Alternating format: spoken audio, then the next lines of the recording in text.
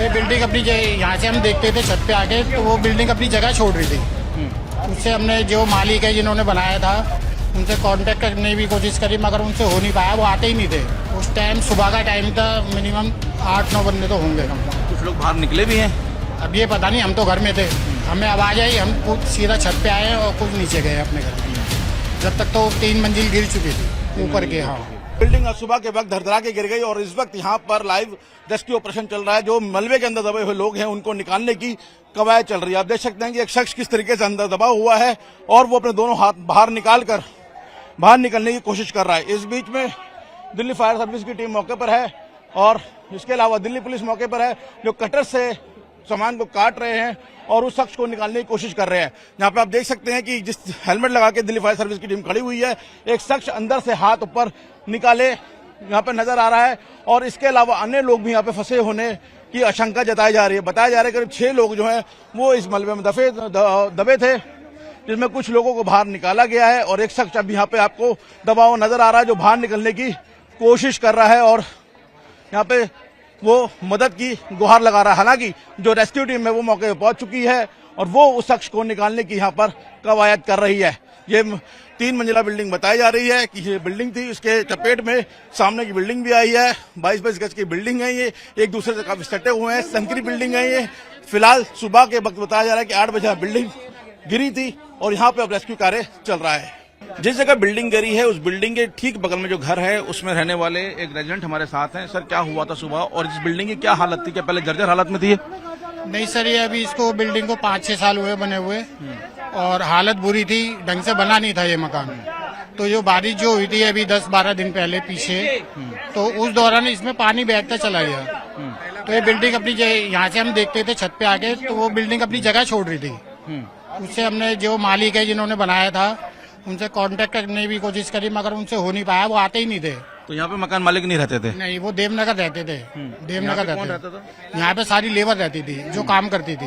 और जिस वक्त बिल्डिंग गिरी है कितने लोग मौजूदा उसके अंदर होंगे? इसमें कम उस टाइम सुबह का टाइम था, मिनिमम 8-9 बंदे तो होंगे कम। कुछ लोग बाहर निकले भी हैं। अब ये पता नहीं, हम तो घर में थे, हमें आवाज आई, हम कुछ सीधा छत पे आए और कुछ नीचे गए अपने घर में।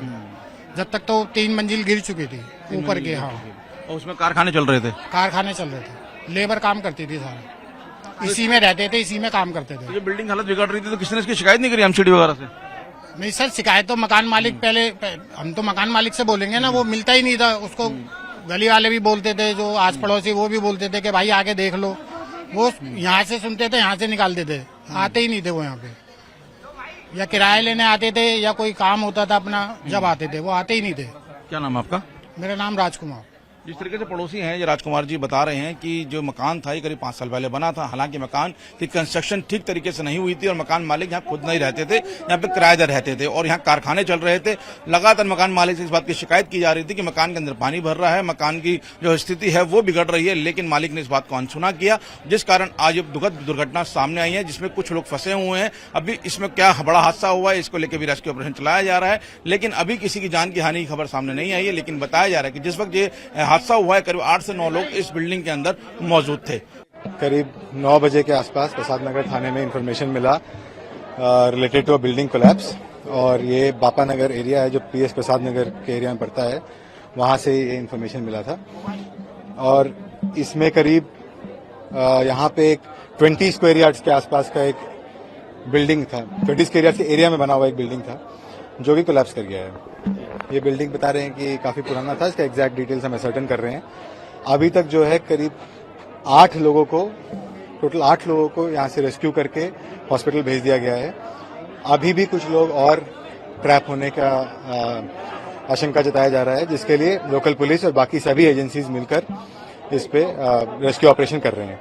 एनडीआरएफ की टीम्स भी आ चुके हैं, लोकल पुलिस है, दिल्ली फायर सर्विस की टीम्स है और बाकी आप जैसे कि देख रहे हैं लोकेशन इसका ऐसा है कि बहुत ही एक क्राउडेड और नैरो लेन्स हैं जिसमें कि व्हीकल या हेवी इक्विपमेंट आ भी नहीं सकता है, तो इसीलिए रेस्क्यू ऑपरेशंस में दिक्कत आ रही है। बट उसको जितना भी बेस्ट कर सकते हैं सारी एजेंसी इसमें लगी हुई है and we are carrying out the rescue operations. अभी तक 8 रेस्क्यू हुए हैं और हॉस्पिटल गए हैं वो सारे, और रेस्क्यू ऑपरेशन जारी है। अभी तक किसी के भी डेथ की कंफर्मेशन नहीं है। तो बिल्डिंग ऑनर कौन है और किसके खिलाफ कोई मुकदमा?